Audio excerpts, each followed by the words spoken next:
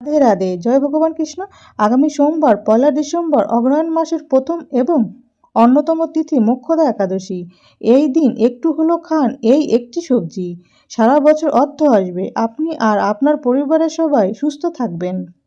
বছরের অন্যতম তিথি মোক্ষদা একাদশীর দিন কিছু খাবার খাওয়া যেমন জীবনের পক্ষে খুব ভালো বলে মনে করা হয়, তেমনি কিছু খাবার খাওয়া একদমই খাওয়া উচিত নয়। বিশেষ করে অগ্রহায়ণ মাসে শুক্লপক্ষের মোক্ষদা একাদশীর দিন ভুলেও খাবেন না এই তিনটি সবজি। নানান রোগব্যাধি, চরম আর্থিক কষ্ট এবং সংসারে অশান্তি আর দুর্ভাগ্য আসবেই। বিভিন্ন পুরাণ, তন্ত্র ও সনাতন হিন্দু ধর্মে শাস্ত্রে অগ্রহায়ণ বা মার্গশীর্ষ মাসের মোক্ষদা একাদশীর মাহাত্ম্য বর্ণনা করা হয়েছে। যেমন পদ্মপুরাণে বলা হয়েছে যে মোক্ষদা একাদশী এমন একটি তিথি যেদিন উপবাস, নাম জপ, ভগবানের ধ্যান ও দান করলে জীবের পূর্বজন্মের পাপ ক্ষয় হয়ে যায়। ভগবান বিষ্ণু বলেছেন, মোক্ষদা একাদশী পালন করলে পূর্বপুরুষেরা স্বর্গলোকে উন্নতি লাভ করেন এবং ভক্ত নিজেও মোক্ষের অধিকারী হয়। মহাপাপী ব্যক্তিও যদি সৎসঙ্গে থেকে একাদশীর ব্রত গ্রহণ করে তবে তার জন্ম জন্মান্তরের দুঃখ ক্লেশ নাশ হয়ে যায়। ব্রহ্ম বৈবর্ত পুরাণে বলা হয়েছে মোক্ষদা একাদশী পরম পবিত্র। এই তিথিতে ভগবান কেশবের উপাসনা করলে অপরাধ ক্ষয় ঘটে এবং এই একাদশীর আত্মা সুচিতা ও ঈশ্বর সংযোগ ঘটায়, যাকে মোক্ষের প্রথম ধাপ বলা হয়েছে। শ্রীজিৎ গোস্বামী তার গ্রন্থে উল্লেখ করেছেন যে এই একাদশীতে রাধাকৃষ্ণের নাম স্মরণ করলে তা কর্মের বন্ধন ছিন্ন করে। ভক্তি বিনায়ক ঠাকুর বলেছেন, মোক্ষদা মানে শুধু স্বর্গমুক্তি নয়, কৃষ্ণ চেতনায় জাগরণ। প্রেমানন্দজি মহারাজ সকল জীবের প্রতি করুণা এবং ভগবানের প্রতি অবিচল আস্থা রাখতে উৎসাহিত করেন। আর একাদশী ব্রত হলো ভগবানের চরণে নিজেকে সম্পূর্ণরূপে সমর্পণ করে করার মতো একটি পথ। আর একাদশী ব্রত হলো ভগবানের চরণে নিজেকে সম্পূর্ণরূপে সমর্পণ করার একটি পথ। ভগবদ গীতার অষ্টাদশ অধ্যায়ের 66 নম্বর শ্লোকে ভগবান কৃষ্ণ বলেছেন, সমস্ত ধর্ম পরিত্যাগ করে তুমি কেবল আমার শরণাপন্ন হও, আমি তোমাকে সমস্ত পাপ থেকে মুক্ত করব। তুমি শোক করো না। মুখ্যের প্রধান পথ মুক্তিযোগ। মোক্ষদা একাদশীতে গীতা পাঠ করলে আত্মজ্ঞান জাগ্রত হয়। এই কারণে গীতা জয়ন্তীও এই একই দিনে পালন করা হয়। নারদ পুরাণ মোক্ষদা একাদশীকে সর্ব অন্তরায় নাশিনী বলে বর্ণনা করেছেন।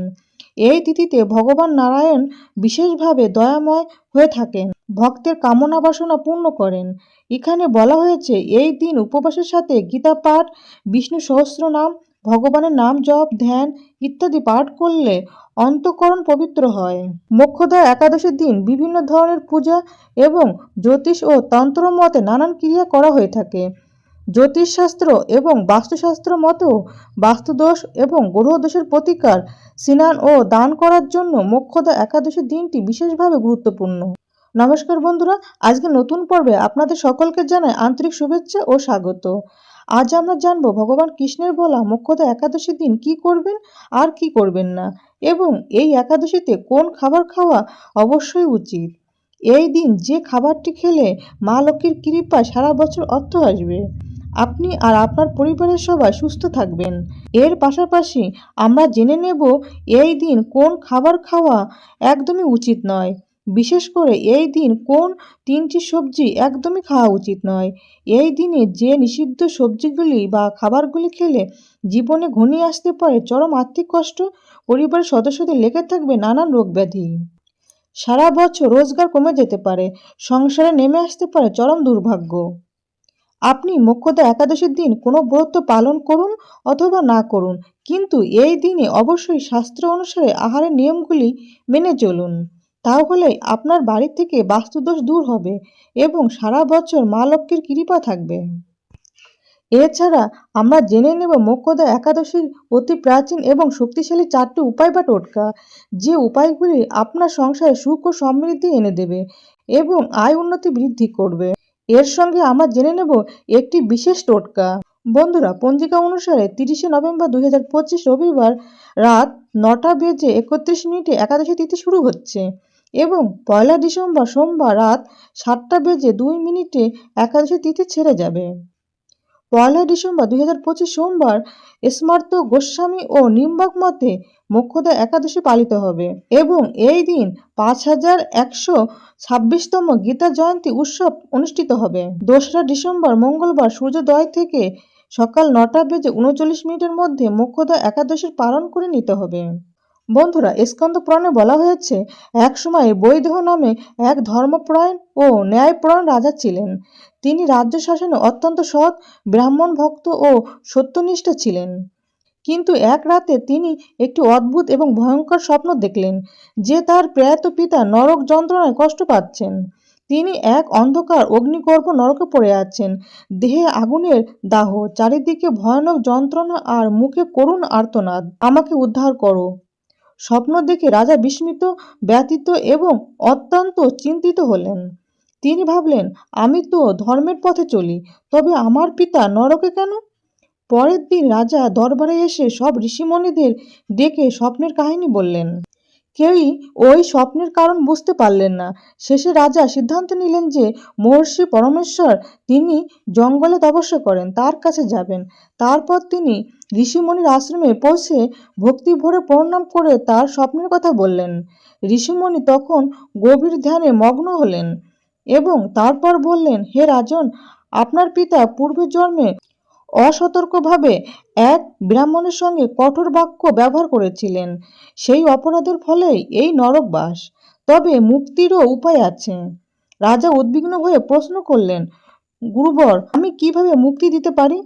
ঋষিমুনি বললেন, আর কয়েকদিন পরে অগ্রহায়ণ মাসে যে একাদশী আসবে তার নাম মোক্ষদা একাদশী।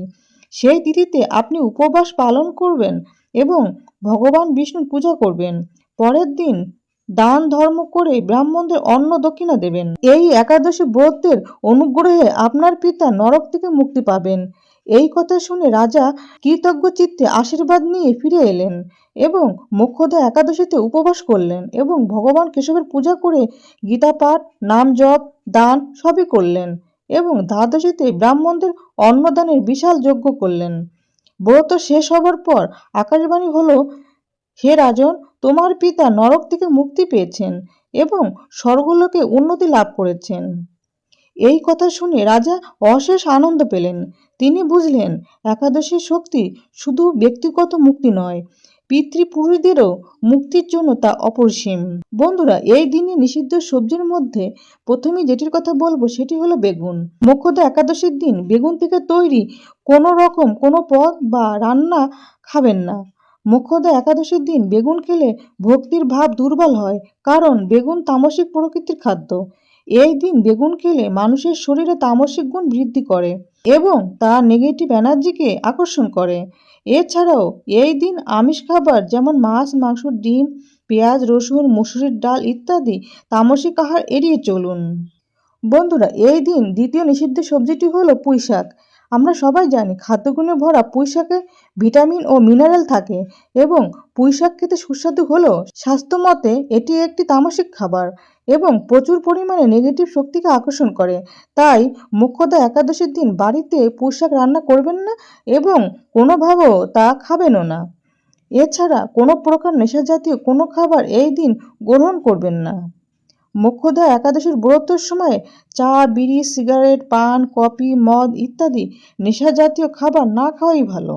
বন্ধুরা, শাস্ত্রে বলা হয়েছে একাদশী পালন করা প্রত্যেক ব্যক্তিরই কর্তব্য। তবে একাদশীর দিন পঞ্চরবিশস্য যেমন চাল, গম, যব, মুগ ইত্যাদি বর্জন না করলে ব্রতের ফল নষ্ট হয়। তবে একাদশীতে বিভিন্ন ধরনের ফল যেমন পানি ফল, আনারস, লেবু, কলা, পাকা পেঁপে এবং দুধ, ছানা, সন্দেশ, ঘি, আলু, গোলমরিচ, ছামা চাল ও সিঙ্গারার আটা বা পানি ফলের আটার তৈরি খাবার গ্রহণ করা যেতে পারে।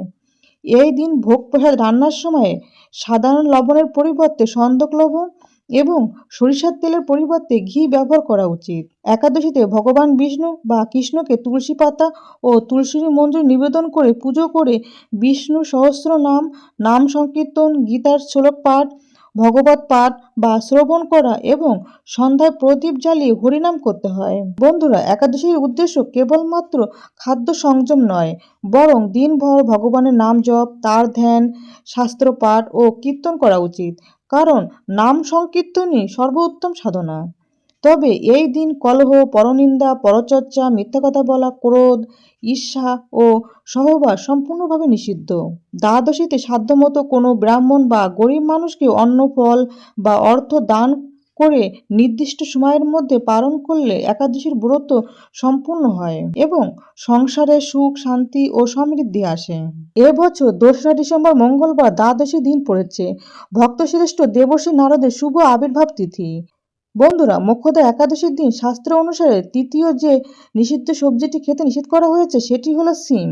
এই দিন বাড়িতে কখনোই শিম রান্না করবেন না। শাস্ত্র মতে এই দিন শিম আপনার বাড়িতে নেগেটিভ শক্তিকে আকর্ষণ করে।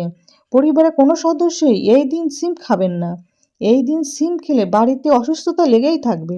সুতরাং মোক্ষদা একাদশীর দিন কোনোভাবেই শিম ভাতে বা শিমের কোনো তরকারি মুখে তুলবেন না।